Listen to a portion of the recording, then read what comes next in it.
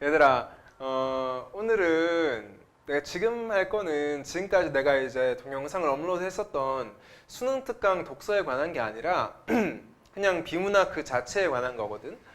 내가 이제 독서를 수업을 하다가 보면은 내가 분석해주는 지문을 학생들이 잘 이해를 해. 뭐 내가 잘한지 걔가 잘한지는 모르겠지만, 근데 그 지문을 잘 이해해봤자 어차피 너희가 실전에서 보게 될 지문들은 나랑 한 게 아니라, 또는 너희가 풀어봤던 게 아니라 새로운 지문들을 접하게 되잖아. 근데 내가 이제 내가 가르친 학생들을 옆에서 쭉 보고 있으면 왜 그렇게 글을 못 읽는지, 또는 왜 이런 식으로 글을 접근을 하는지가 참 답답하더라고. 그래가지고 이제 내가 읽는 방식들을 많이 알려주거든. 그래서 물론 내가 지금 알려줄 수업할 게 무조건 정답이고 이렇게 해야지 무조건 고득점을 맞을 수 있다 이게 아니고, 그냥 나는 이렇게 하니까 잘 되더라, 나는 이렇게 하니까 글을 조금 더 고급지게, 그리고 조금 더 분석적으로 읽을 수 있게 되더라 라는 걸 언급을 해주고 싶었어. 그래서 이 수업을 촬영을 하게 됐고, 이거를 보고서라도 조금이라도 도움이 되면은 뭐 좋은 거고, 지금 내가 알려줄 것들은 비문학을 너무 잘해가지고 국어 등급이 애초에 1, 2등급이 아니라 막 3등급, 4등급, 5등급, 6등급 이런 학생들이 비문학 글조차 제대로 접근하지 못하고 또 각각의 지문마다 다르게 글을 읽는다든지, 어차피 글은 같은 기준으로 읽어야 되는데 다르게 읽고 있다든지, 또는 지문의 난이도에 따라서 너무 편차가 심한 학생들 같은 경우에는 글 읽기 방식이 분명히 문제가 있다는 거야. 쉬운 글은 누구나 풀 수 있거든. 그래서 매우 기초부터 시작을 할 거니까 뭐 다 아는 내용이면 넘겨도 상관없어. 자, 가장 기초부터 가보자. 자, 비문학을 우선 글을 읽으려면은 가장 먼저 알아야 되는 게 이 단락에 대해서 좀 알아야 돼, 얘들아. 왜냐하면 우리가 지금 읽을 이 글 같은 경우에는 몇 개의 단락으로 이루어져 있고, 이 단락은 문장으로 이루어져 있다는 거 알고 있지? 가장 기초 원리부터 가보자고.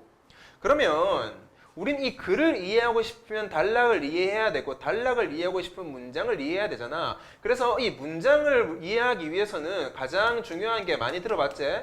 접속사가 중요해. 근데 보통 애들이 이제 뭐 그러나, 하지만, 뭐 그러므로 이런 접속사가 중요한 건 알지만 도대체 그 접속사가 왜 중요한지, 그리고 그 접속사가 나왔을 때 이것을 어떻게 활용할 것인지에 대해서 잘 모르고 있더라고. 그것도 알려줄 거야. 그 다음에 단락 같은 경우에는 왜 나뉘는지도 알아야 돼. 하나의 비문학 글이 하나의 단락으로 이루어져 있지 않고 조금만 길어도 뭐 6단락, 7단락으로 이루어져 있잖아. 근데 왜 나뉘는가를 알면은 그 글을 어떻게 접근해야 되는지가 보일 거야. 그래서 우선 단락을 나누어 인식하자라고 내가 지금 적어놨는데, 이 말이 무슨 말이냐면 이거야. 하나의 글은 반드시 하나의 주제를 가져야 되지. 근데 그 주제 아래에 있는 소주제는 하나가 아니야. 비문학 글들의 공통점은 모두 다 단락이 나뉘어 있고, 그거에 따라서 왜 단락을 나눌까 생각을 해보면, 단락은 소주제문이 바뀔 때 나뉘는 거야, 얘들아. 소주제문이 바뀔 때. 예를 들어서 그 사과라는 주제, 쉬운 주제야. 사과라는 주제에 대해서 글을 쓴다면 그 사과의 맛, 또 모양, 뭐 가격, 색깔, 이 등등등으로 내용을 구성할 수 있겠지. 그래서 사과의 맛은 이렇고 모양은 이렇고 이런 식으로. 이때 맛이나 모양, 또는 모양과 영양분은 전혀 다른 범주의 그 소주제이기 때문에 맛에서 모양으로 넘어갈 때는 반드시 단락을 나누어 써줘야 된다거든. 이거야 지금. 이해됐나? 그렇기 때문에 우리는 어떻게 해야 돼? 단락이 나뉘는 순간에 주목을 좀 해줘야 돼. 그 단락이 나뉘는 순간 소주제가 바뀌었다는 거고, 소주제가 바뀌었다는 거는 너희가 나중에 그 비문학 문제를 풀 때 문제 출제 기준 자체가 소주제별로 묶어내거나 소주제만 따로 내거나 하기 때문에 문제 출제의 방향성을 알 수 있어. 그렇기 때문에 이 단락이 굉장히 중요한 거야. 이해됐나? 그래서 보통 내가 수업할 때는 그 각 단락에서의 소주제어 있지. 그러니까 여기서 말하는 건 키워드야. 그 단락을 대표하는 키워드에는 동그라미를 쳐. 그래서 그 연습을 먼저 하기 시작을 해야 돼. 그래야지 글을 구조적으로 바라볼 수 있지, 단편적으로 문장만 따라가서 읽다가는 나중에 문제 풀 때 돼서 머리가 뒤죽박죽해져가지고 문제가 안 풀려. 그래서 문장은 단락을 이해하기 위한 도구일 뿐이고, 단락은 글을 이해하기 위한 도구라고 좀 인지를 해줘야 돼.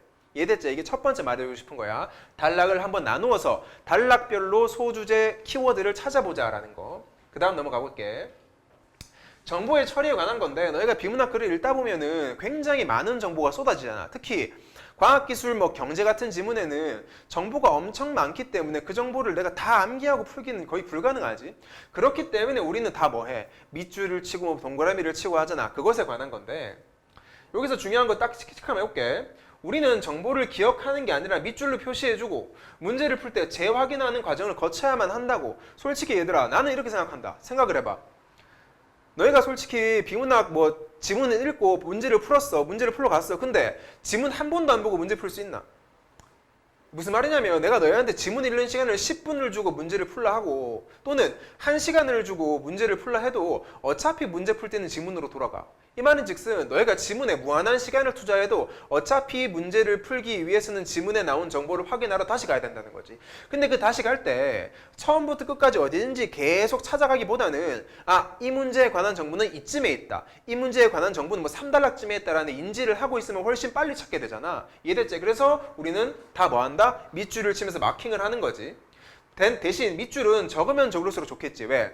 밑줄이 많아질수록 문제 풀이할 때 내가 확인해야 할 정보가 훨씬 많아져. 그러니까 밑줄을 쳤다는 말은 그 정보가 분명히 문제에 나올 것 같아서 또는 내 생각이 중요해서 밑줄을 쳐놨는데 밑줄이 거의 지문의 반이야. 그러면 어차피 난 반을 거의 다 읽어야 되잖아. 이러면 이럴수록 문제 풀이의 시간이 오래 걸리고 정확하지도 않아. 그래서 최소한의 밑줄을 한번 쳐보자는 거지. 이해됐지? 그 다음 세 번째는 요거야. 동일한 맥락에서 좀 비교를 하자는 거야. 내가 지금 수업하고 있는 거 이거 이론으로만 끝나는 게 아니라 뒤에 지문에서 적용을 해볼 거야, 얘들아. 세 번째 그 기초를 알려주고 싶은 게 이제 동일한 맥락인데 애들이 이 맥락을 잡지를 못하고 계속 밑줄을 치고 중요하다고 생각을 해. 이게 무슨 말이냐면 이 말이야. 비문학 지문에서 여러 대상에 대한 정의와 특징이 나열되는 경우가 많아. 그치? 그러한 정의와 특징에 모두 다 표시를 하다 보면은 뭐가 문제에 나올지 내가 찝기가 어렵고 그를 이해하기도 어렵다 이거지. 출제 가능성이 있는 정보는 뭐다? 동일한 맥락 안에서 비교 대조를 통해 설명해야 돼. 다시 말한다. 동일한 맥락 안에 있어야 돼. 세부적인 정보가 아닌 맥락을 찾는 게 비문학에서 가장 중요하다. 세부 정보보다는 뭐가 중요하다? 맥락이 중요한 거야. 세부 정보는 왜 안 중요하게? 너희가 그걸 심지어 외우고 있을 필요도 없어. 어차피 문제 풀 때 다시 넘어와서 볼 거잖아. 굳이 볼 건데 그걸 왜 외우고 있냐고. 대신 뭐는 알고 있어야 돼? 이 세부 정보가 어떠한 맥락 하에서 차이점을 두고 쓴 글인지 어떠한 맥락 하에서 공통점이 있는 부분인지를 알아야 된다고. 예를 들어줄게. 간단히 적은 쉬운 글이야, 얘들아. 자, 사과는 사람들이 가장 좋아하는 과일 중 하나로 대체로 붉은색을 띈다. 일반적으로 시장과 마트에서 구할 수 있는데 그 맛을 표현하자면 시큼하면서도 달다고 할 수 있다. 이거 내가 적은 글이야, 얘들아. 수박의 경우 계절 과일로 여름에 가장 많이 볼 수 있다. 대체로 초록색을 띠는데 크기를 표현하자면 우리가 먹는 과일 중에서 가장 크다고 할 수 있다. 고작 네 줄이야. 마치 비문학 지문 비슷하게 적었지, 얘들아. 지금 우리가 일단 요 세 줄 정도를 읽고 알 수 있는 게 요 사과라는 개념에 대해 설명을 하고 이 뒤에서는 수박이라는 개념에 대해 설명하는 걸 알 수 있어. 근데 이거 두 개가 분명히 차이를 두고 서술한 건 알겠는데 특징을 보면은 여러 가지 특징이 다 나온다는 말이지. 이걸 다 밑줄 치고 있으면 이게 다 문제 나와? 다 문제 안 나와. 뭐만 나와? 동일한 맥락 안에서 비교 대조하는 부분. 어떤 맥락인지 볼까? 사과는 뭐가 나왔어? 첫 번째, 색깔 나왔어. 그 다음에 맛이 나왔고, 그 전에 있네. 어디서 구할 수 있냐? 시장과 마트에서 구할 수 있다 정도 나왔어. 수박 서술을 보시면 수박은 여름에 가장 많이 계절 나오고 색깔이 나오고 크기가 나와. 그러면 결국 사과에 대한 특징 세 가지와 수박에 대한 특징 세 가지가 나왔지만 동일한 맥락 안에서 서술하고 있는 정보는 뭐다? 이 색깔이라는 정보지. 이해됐어? 애초에 대조를 하려면 뭐가 있어야 돼?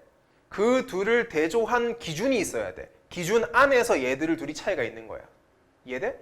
예를 들어 볼게.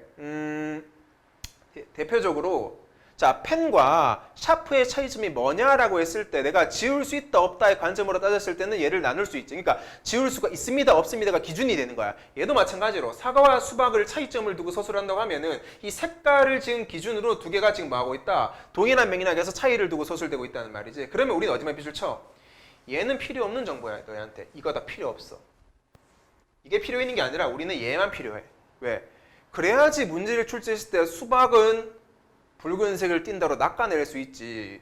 다른 맥락 안에서 비교한 걸 어떻게 문제에 내? 이해돼? 그래서 꼭 차이를 두고 읽을 때는 맥락을 같이 똑같은 기준을 잡고 읽어줘야 돼, 얘들아. 어떤 맥락이 동일한지. 이해됐지? 이게 세 번째 말해주고 싶은 비문학 읽는 방식이야. 이 세 가지를 적용해서 쉬운 글, 고3 거는 비문학을 처음 접하거나 등급이 너무 낮은 학생들 같은 경우에는 좀 분석하기 어려우니까 좀 쉽게 고1 걸로 분석을 해보자. 자, 우리 세 가지만 한다. 첫 번째, 뭐 한다?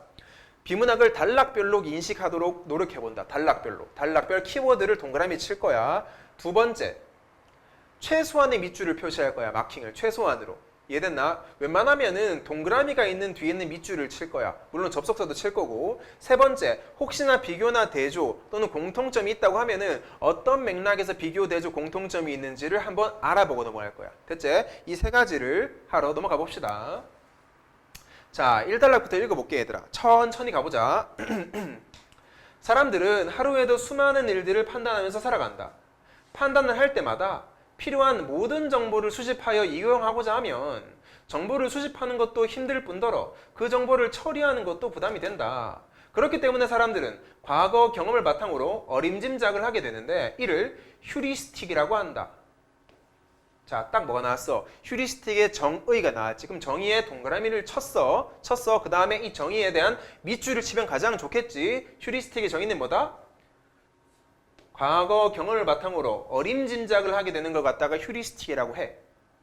이러한 휴리스틱에는 대표성 휴리스틱, 회상 용이성 휴리스틱, 그리고 시뮬레이션 휴리스틱이 있다 하면서 1단락이 끝난다. 1단락이 끝났어. 자, 그러면 한 단락씩 이해하고자 했으니까 1단락의 키워드는 뭐다? 이 글의 주제를 밝혔어. 그치? 주제. 휴리스틱에 관한 겁니다. 라고 하면서 오른쪽에 적어줄게. 주제를 밝힌 것까지 알겠고 그 뒤에 뭘 밝혔어? 여기서부터 여기까지 해서 휴리스틱의 종류라고 적어도 되지만 난 그렇게 안 적을 거야. 본론, 전개, 내용 또는 본론, 전개, 방식을 언급하고 끝이 났어. 보통 얘들아, 나는 비문학을 읽을 때 1단락을 가장 중요하게 생각을 해. 왜? 이 글의 주제를 밝힐 뿐만 아니라 실제로 문제는 얘들아 서론에서 나오기보다는 본론에서 많이 나오지. 그 본론이 어떻게 전개될 것인지, 본론 전개 방식은 어떻게 될 것인지를 언급을 해주거든. 지금 1단락 마지막 줄 보시면 어떻게 전개하겠다는 거야? 하나, 둘, 세 개를 휴리스틱의 세 종류 나왔지. 그럼 이거 어떻게 하겠어? 왜 종류를 왜 분류했어? 분류를 왜 했어? 얘들 세 개가 다르니까. 그러니까 우리는 이 글을 읽을 때 2단락부터 어떤 마음으로 가는 거야 지금? 읽기 방식을 정하자면은 얘들 세 개의 차이점을 중심으로 글을 독해해야겠다라는 거지. 자, 잘 봐. 얘들 세 개의 차이점을 중심으로 독해해야겠다라고 생각이 드는 순간 우리는 뭔 짓을 해야 돼? 차이점이라고? 야, 이게 차이점이야? 아까 내가 앞에 동일한 맥락 말했지. 책상이랑 사과를 차이점을 두고 서술을 해. 책상은 글을 쓰는 것이고 사과는 빨갛다. 이게 차이점이야? 이건 같은 맥락 안에서 비교한 게 아니지. 오히려 책상은 크고 사과는 작다라고 하면 크기의 맥락에서 비교한 거지만 여기서도 마찬가지지. 애초에 이 세 개를 분류한 이상 차이점 위주로 글을 읽을 건데 이 차이점이 있으려면 뭐가 있어야 돼? 공통적인 맥락이 있어야 돼. 그 맥락 하에서 얘들의 차이점을 보는 거야. 이해됐지? 그래서 밑에 보시면 대표성 휴리스틱부터 시작을 하는데 이 대표성 휴리스틱을 읽을 때 밑줄을 막 치지 마. 얘만 읽어가지고는 차이점을 모르잖아. 대표성만 가지고는 적어도 그 다음 단락에 나오는 회상 용이성 휴리스틱까지 봐야지 얘들들이 어떠한 맥락에서 공통적으로 서술되고 있구나를 알 수 있어. 이해됐나? 자, 읽어볼게. 내가 이런 식으로 이 단락도 마찬가지로 주제 키워드 찾는다. 대표성 휴리스틱은 어떤 대상이 특정 집단에 속할 가능성을 판단할 때 일단 키워드는 찾아놓으시고 그 대상이 특정 집단의 전형적인 이미지와 얼마나 닮았는지에 따라 판단하는 경향을 말한다. 그래서 정의가 첫 줄부터 끝 줄까지 쭉 나오지. 다 밑줄 쳐도 좋고 나는 최소한의 밑줄을 좋아하니까 밑줄 따로 쳐볼게. 전형적인 이미지와 얼마나 닮았는지에 따라 판단하는 경향을 대표성 휴리스틱이라고 해. 우리는 키 198인 사람이 165인 사람보다 농구 선수일 가능성이 높을 것이라 판단한다. 이와 같이 대표성 휴리스틱은 흔히 첫인상을 형성할 때 타인에 대해 판단할 때 작용한다. 그런데 역접이 나오지. 대표성 휴리스틱에 따른 판단은 그 대상이 가지고 있는 특정 집단의 전형적 속성에만 주목하여 이루어진 것이다. 따라서 또 접속사 나오지. 이러한 판단은 신속한 결정을 내리는 데 도움이 되기도 하지만 항상 정확하고 객관적인 것이라고는 보기 어렵다까지야. 맥락이 도대체 뭘까?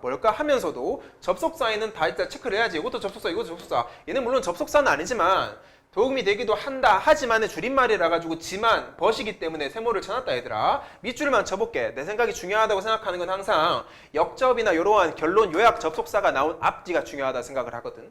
그래서 그런 데가 나오면 앞에 말과 뒤에 말이 반대가 돼야 하니, 그런데 앞을 보시면 자 체크해볼게. 타인에 대해 판단을 할 때 작용을 해. 그런데 판단은 말이야, 그 대상이 가지고 있는 특정 집단의 전형적 속속에만 주목하여 이루어진 것이라고. 즉 이 말이 뭐야? 타인에 대해 이거를 통해서 판단은 하지만 진짜 그게 올바른 판단이 아닐 수도 있다고. 왜? 특정 집단의 전형적 속성만 주목해서 판단했잖아. 따라서 이러한 판단은 뭐다? 신속한 결정을 내리는데 도움이 되기도 하지만 정확하고 객관적이라고 것이는 보기 어렵다까지가 밑줄 끝이야. 됐나? 여전히 어떤 게 핵심 포인트인지 안 나왔어. 왜? 우리는 차이점 두고 읽어야 되는데 회상 용이성과 대표성이 뭐 어디에서 차이가 있는지 아직 모르거든. 다음 단락 가시면 확실해지겠지. 자, 회상 용이성 휴리스틱은 당장 머릿속에 잘 떠오르는 정보에 의존하여 판단하는 경향이래. 자, 밑줄 쭉 좁게. 사람들에게 작년 겨울 독감에 걸린 환자들이 얼마나 많았는지 물어보면 일단 자기 주변에서 발생한 사례들을 떠올려 추정하게 된다. 이러한 추정은 적절할 수도 있지만 실제 발생 확률과는 다를 수도 있다. 그래서 아까처럼 지만을 사이에 또 대비시켜보자. 지만 앞에 추정은 적절할 수도 있지만 다를 수도 있다. 사람들은 최근에 자신이 경험한 사례, 생동감 있는 사례, 충격적이거나 극적인 사례들을 더 쉽게 예상한다. 그래서 비행기 사고 장면을 담은 충격적 뉴스보도 영상을 접하게 되면 그 장면이 자꾸 떠올라 자동차보다 비행기가 더 위험하다고 생각되는 것이다. 그러나 이것은 실제 사고 발생 확률을 고려하지 못한 잘못된 판단이다. 자, 여기까지 읽었어. 자, 이제 우리 뭐 해야 돼? 뭐 해야 돼? 두 단락을 읽었지. 그러면은 얘들 둘을 차이를 두고 서술할 수밖에 없게 만드는 그 공통된 동일한 맥락이 필요한 거지. 어떤 맥락이냐면 생각해봐라 얘들아. 앞에 한번 다시 볼까? 앞에 뭐 나왔어? 쭉 지우고 설명해볼게. 앞에 뭐 나왔다? 대표성 휴리스틱의 정의가 나오고 여기 정의 나오고 그 밑에 뭐가 나왔었어? 어디서부터 여기까지? 여기서부터. 그런데 뒤에 이거 기억나나 얘들아? 따라서 뒤에 이러한 판단은 신속한 결정을 내리는데 도움이 되기도 하지만 객관적이라고 보기 어렵지. 이해됐나? 뭐 이게 장단점은 아니지만 난 그렇게 인지를 해볼게. 뭐 이게 진짜 장점 단점이 중요한 게 아니라 이 글 구조가 중요한 거니까. 자, 이 글 구조는 이렇게 적을게. 정의 말하고 그 다음 예시 말한 다음에 장점 나오고 단점 나왔다가 지금 내가 여기서 판단한 맥락이야. 세부 내용 하나도 안 보이지? 세부 내용은 필요 없어. 맥락이야 이게. 그 다음 단락 가봐라. 자, 회상 용이성 휴리스틱에 대해서 뭐라 그랬어? 회상 용이성 휴리스틱에 대해서는 정의 나오고 여기서부터 이까지 예시 나오고 적절할 수도 있지만 다를 수도 있다가 나오고. 이해됐나? 체크해볼게. 방금 이게 이제 첫 번째였으니까 두 번째 회상 여기서 뭐 나왔다? 똑같이 정의 나왔고 예시가 나온 다음에 장점 나왔나? 장점 나왔어 이쪽에서 지금? 봐봐.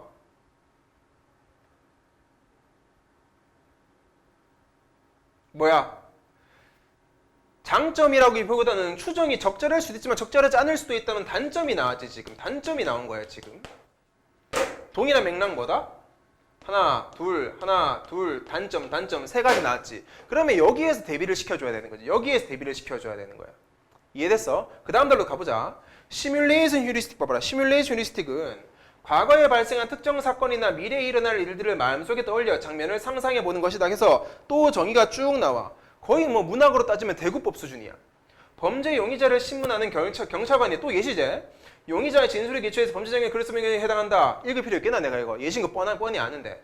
이때 경찰관은 용의자를 범인으로 가정해야만 범죄를 저지르는 장면을 머릿속에 떠올려 볼 수 있다. 이러한 가상적 장면을 자꾸 머릿속에 떠올리다 보면 용의자가 정말 범인인 것처럼 생각하게 된다. 그래서 그가 범인임을 입증하는 객관적 증거를 수집하기도 전에 그를 범인이라고 판단할 가능성이 높아진다. 뭐야? 진짜 범인이 아닌데도 불구하고 걔가 범인이라고 자꾸 생각하다 보니까 진짜 정보를 수집하기도 전에 그를 범인이라고 잘못 판단해 버리는 거지. 얘도 뭐 나왔어? 마지막에 세 번째는 또 정의 나와주고 그 다음 예시 나온 다음에 그 다음 단점 나오면서 글이 맞췄네. 동일한 맥락 보이나 얘들아? 동일한 맥락 보여? 정의랑 예시 가지고는 모르겠지. 왜? 특징도 아니고 정의일 뿐인데 예시도 문제 나오기 힘들겠지. 단점은 문제 나올 수 있겠지. 됐나? 내가 말하는 단락별로 인지를 해달라는 게 이런 거야, 얘들아. 세부 정보 아무것도 기억이 안 나. 하지만 적어도 이 글의 구조가 이런 식으로 되어 있다는 거는 머릿속에 기억이 나. 정의, 예시, 단점. 그러면 문제가 나오면 단점 가지고 문제를 내겠지. 됐나? 내가 말하는 이 단락, 그리고 키워드, 그리고 아까 말했던 동일한 맥락이라는 게 지금 이런 것들을 말하는 거야. 됐나? 조금 더 넘어가 보자. 두 번째는 이 접속사의 활용에 대해서도 좀 알려줄게. 얘들아. 접속사의 활용. 접속사 중요한 거 누구나 다 알지. 근데 너희 진짜 그 접속사 제대로 활용하고 있는 거 맞나 그거? 나는 접속사가 중요한 건 알지만 그거를 제대로 활용하는 학생을 많이 본 적이 없어. 그럼 내가 한번 해볼 테니까 진짜 너희가 아는 게 맞는지 확인해 봐봐. 접속사는 비문학 독해에 있어서 가장 중요한 단서다. 하지만 모든 접속사가 중요한 건 아니야. 비문학에서 반드시 체크해야 할 접속사는 나는 이 세 개라고 봐. 역접 접속사, 결론 또는 요약 접속사, 인과관계를 나타내는 접속사는 아니야. 이게 인과관계야.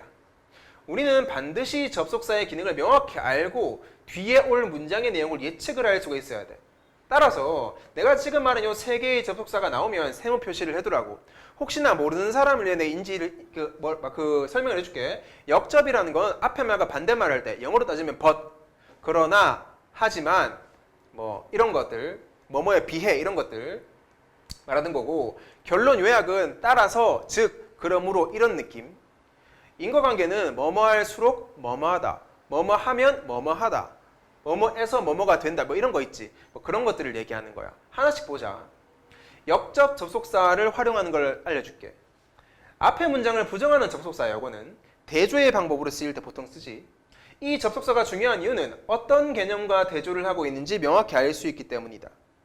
역접 접속사 앞과 뒤에 오는 문장에서 어느 개념이 대조되는지를 명확히 알아야 된단 말이야. 그러니까 앞문장과 뒷문장이 대비되는 건 알겠는데 도대체 어떠한 개념이 대비되는지를 명확하게 밑줄을 쳐놔야 돼. 그래야지 글이 쉽게 보여.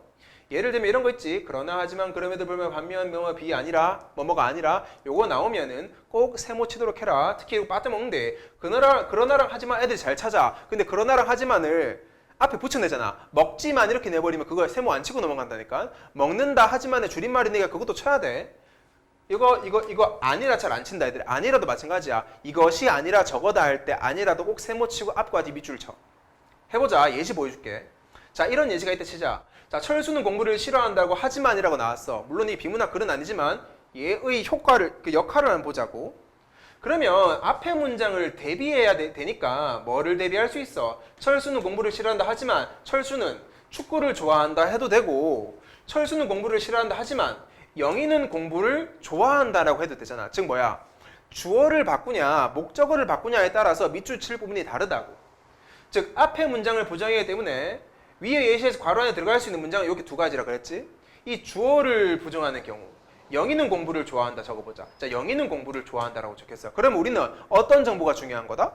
하지만 앞에 있는 철수, 영희가 중요한 거지. 철수는 싫어하는데 영희는 좋아하잖아. 공부는 맥락 똑같고. 두 번째, 여기 지금 서술어를 부정한다 이렇게 했는데 목적어라 해도 된다. 얘들아 상관없어 그거는. 자, 하지만 철수는 운동은 좋아한다지. 그럼 뭐가 중요해? 철수는 중요하지 않아. 이제 둘 다 철수니까. 단지 운동이, 공부가 중요한 거지. 됐나? 그래서 역접 접속사가 나오면 이렇게 어떤 두 개념이 대비되는지를 명확히 하려고 도대체 이 주어 쪽인지 목적어 서술어 쪽인지를 보고 밑줄을 쳐야지 무턱대고 다 밑줄 치다가는 뭐가 중요한지 알 수도 없어. 이해됐나? 요게 그 다음 내가 2번 적어놨었지. 그래서 접속사에서 해주고 싶은 말이야. 그 다음 결론 또는 뭐 요약 접속사에 관한 건데 잘 봐. 지금까지 앞에 서술했던 내용을 총정리하여 요약 결론을 내릴 때 사용하는 접속사야. 요약 결론이야. 중요한 건 얘야. 잘 봐. 이 접속사가 중요한 이유는 앞문장과 뒷문장이 같은 의미이기 때문이야. 같은 의미야. 왜? 요약해주는 거라니까. 앞에 많이 서술된 걸 갖다가 간추려 적어주는 거야. 이러한 문맥적 동의어 별표 칠게 확실히 알아둬야 문제풀이에 적용할 수 있다. 또 그 문단에서 글쓴이가 말하고자 하는 내용을 압축적으로 알 수 있기 때문에 키워드도 찾을 수 있다. 어떤 접속사라고? 이런 거. 그러므로 따라서 즉 다시 말해 이처럼 이런 것들. 자 생각해봐 얘들아. 너희가 따라서나 그러므로 즉이라는 접속사를 쓸 때 어떻게 써? 내가 예를 들어 볼게. 자, 서울대학교에 다니는 철수는 잘생겼다. 서울대학교에 다니는 영희는 예쁘다. 서울대학교에 다니는 영수는 잘생겼다. 이렇게 쭉 나열을 해. 그래서 따라서 뭐라 그래야 돼? 서울대학교의 학생들은 외모가 뛰어나다. 잘생겼다로 끝나겠지. 즉 뭐다? 앞에 나온 수많은 구체적인 사례들을 따라서 뒤에는 어떻게? 상징적이고 또는 때로는 비유적, 상징적, 축약해가지고 압축해가지고 제시를 해주지. 요약해준다는 말이야. 결국에는 앞의 문장과 뒤의 문장은 똑같은 의미를 가지고 있는데 앞의 문장이 훨씬 더 상징적, 뒤의 문장이 훨씬 더 앞의 문장이 훨씬 더 구체적, 뒤의 문장이 훨씬 더 상징적이라는 말이야. 그러니까 어쩔 수 없이 이런 문맥적 동의어가 나올 수밖에 없어. 이해됐나? 앞 문장과 뒷 문장에서 같은 의미인 거. 자, 예를 들어서 보여줄게 내가. 자, 이러한 지문이 있었어. 읽어볼게. 삶의 세계와 행동의 세계를 서로 다른 것으로 볼 경우에 행복에 도달하기 위해서는 어떤 것이 우선적인가를 결정하지 않으면 안 된다. 아직까지는 스근하지 얘들아. 하지만 역접 접속사가 나왔어. 자, 이제 이 접속사를 활용해보자 얘들아. 그냥 활용해보자. 하지만 앞과 뒤는 달라야 돼. 하지만 뒤 읽어볼게. 실제로 우리의 삶은 이론과 실천이 조화를 이룰 때만이 행복을 기약할 수 있다. 끊고 얘부터 확인하고 넘어간다. 자, 하지만을 사이에 누가 뭐가 대비될지 뚫어지게 계속 쳐다보는 거야. 계속 찾을 때까지. 볼까? 행복에 도달하려면은, 여기도 행복이니까 행복에 도달하려면은 어떤 것이 우선적인가? 즉 삶의 세계랑 행동의 세계 중에 어떤 게 우선적인가를 결정하지 않으면 안 된다. 다시 말하면 결정해야 된다는 거야. 삶이 우선인지 행동이 우선인지. 근데 실제로 우리의 삶은 이것과 이것이 조화를 이룰 때 행복을 기약할 수 있대. 뭔지 보이나 얘들 혹시? 똑같은 문맥적 그 동의어가 뭔지? 이거 보이나? 이거 보이나? 삶의 세계랑 행동의 세계를 서로 다르게 보면은 볼 경우에는 어떤 게 우선적인지 결정해야 돼. 근데 실제로는 우리의 삶이 이론과 실천의 조화를 이루면 행복하대. 여기서 이론이 바로 삶의 세계랑 동의어고 행동의 세계랑 동의어가 바로 이 실천이야. 지금 실천. 쌤 근데 이거 역접 나왔는데 왜 동의어를 찾고 있습니까? 당연하지 얘들아. 역접도 결론 접속사랑 마찬가지로 앞 내용과 뒤 내용을 대비해야 되는데 지금 대비하고 있는 게 뭐야? 삶의 세계, 행동의 세계, 이론과 실천을 대비하고자 하는 게 아니라 우선적인가를 결정한다는 것과 조화를 이룬다는 말이 지금 얘들 둘이가 대비되고 있잖아. 이 조화란 말과 우선을 결정한다는 것. 조화는 뭐야? 우선적인 게 없는 거야 지금. 얘들 둘이 대비되니까 이게 포인트인 거지. 앞에 말은 똑같은 거예요 지금. 이해돼? 이해돼? 계속 읽어볼게. 암과 행동이 인간의 삶에서 전체적인 하나를 이루고 또 나왔지. 이거 다 빗을 쳐봐 연습할 때는. 이거 뭐랑 똑같아? 조화를 이루는 거잖아 지금. 조화를 이루고 상호 유기적 관계 마찬가지. 또 밑줄 쳐봐봐. 유기적 관계를 형성할 때, 조화를 이룰 때 다 같은 말이야 계속. 비로소 이론은 실천의 근거를 제시하고 실천은 이론을 현실화시키기 때문이래. 동의어 쫙 보이지? 이처럼 결론 접속사 내가 찾고자 하는 게 드디어 나왔다. 앞에 말 다 정리해준다. 조화로운 삶이 전체성이 구성될 때 우리는 행복해질 거다. 뭐가 구성될 때? 조화로운 삶의 전체성이 구성될 때였지.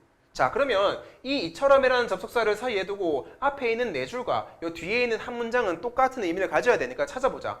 이 조화로운 삶의 전체성과 같은 말, 삶의 세계와 행동의 세계를 다른 곳으로 볼 경우가 아니라 같은 곳으로 볼 경우로 해석할 수 있겠지. 같은 곳으로 보면은 뭐야? 조화를 이루면은 우선적인 걸 결정하지 않고 조화를 이루면은 행복을 기획할 수 있다며. 그러면은 같은 곳으로 볼 경우 이론과 실천이 조화를 이룰 때 행복을 기획할 수 있고 암과 행동이 상호 유기적 관계를 형성할 때 뭐 할 수 있다? 행복에 가까이 다가갈 수 있다고. 결국에는 뭐야? 이처럼 뒤만 봐도 이 문장은 충분히 이해할 수 있지. 하고 싶은 말은 뭐다? 암과 행동 또는 이론과 실천 같은 말 얘들이 조화를 이루면 우리는 행복해질 수 있다야.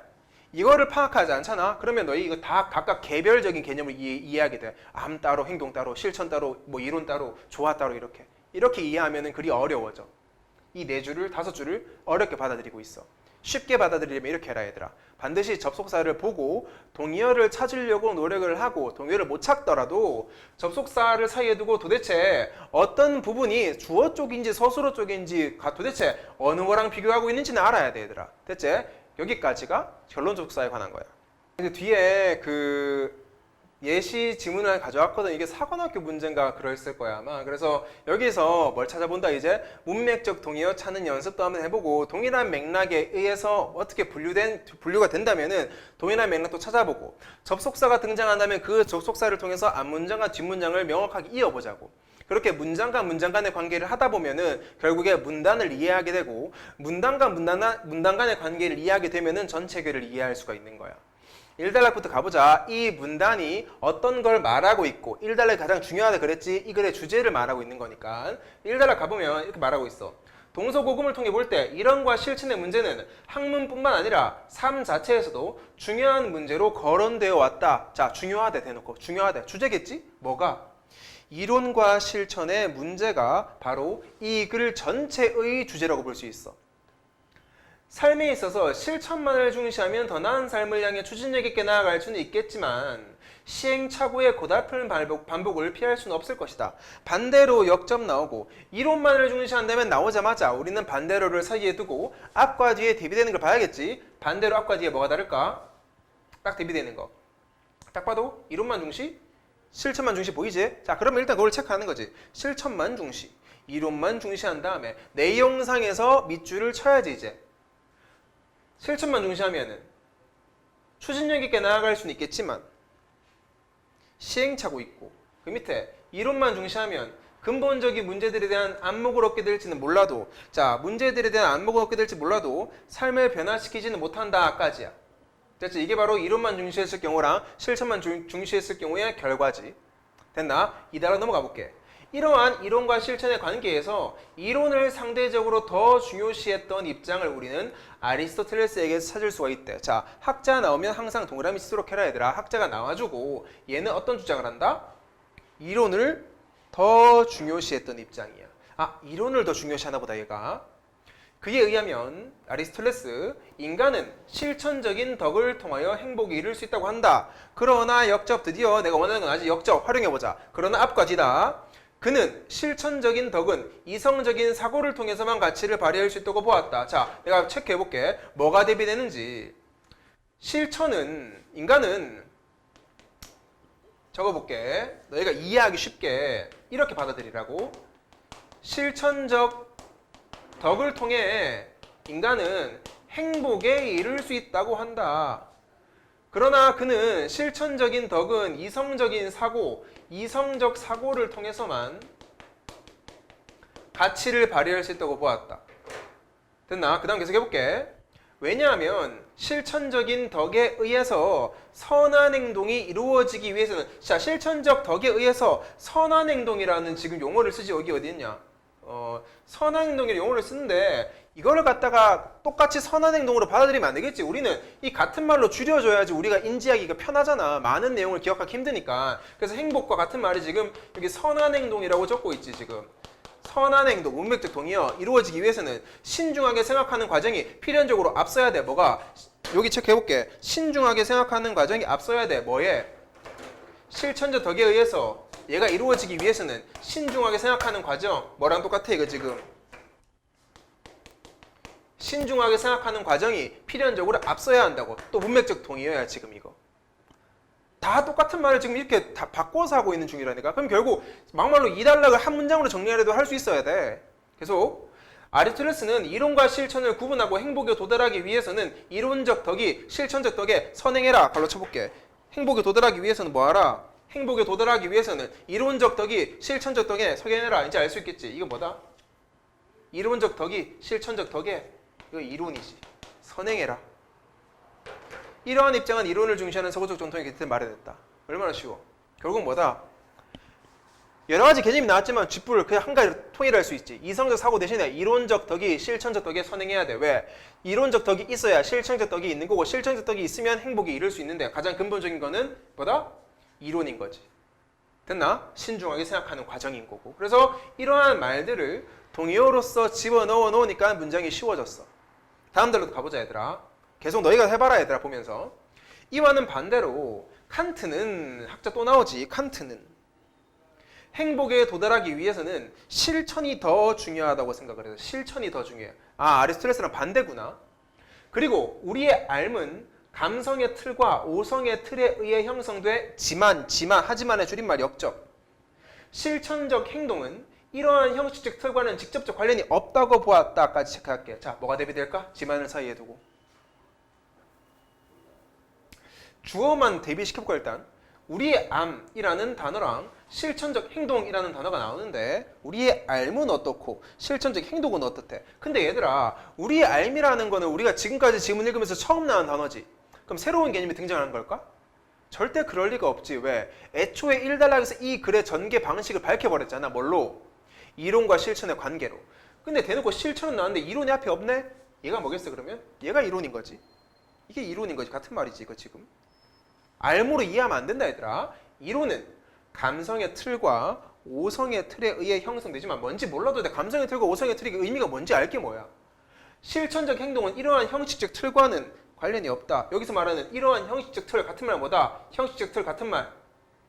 감성의 틀과 오성의 틀과 관련이 없어. 자, 이제 딱 대비할 수 있겠지? 지만을 사이에 두고 이론은 형식적 틀과 관련이 있는데 실천은 형식적 틀과 관련이 없다. 끝.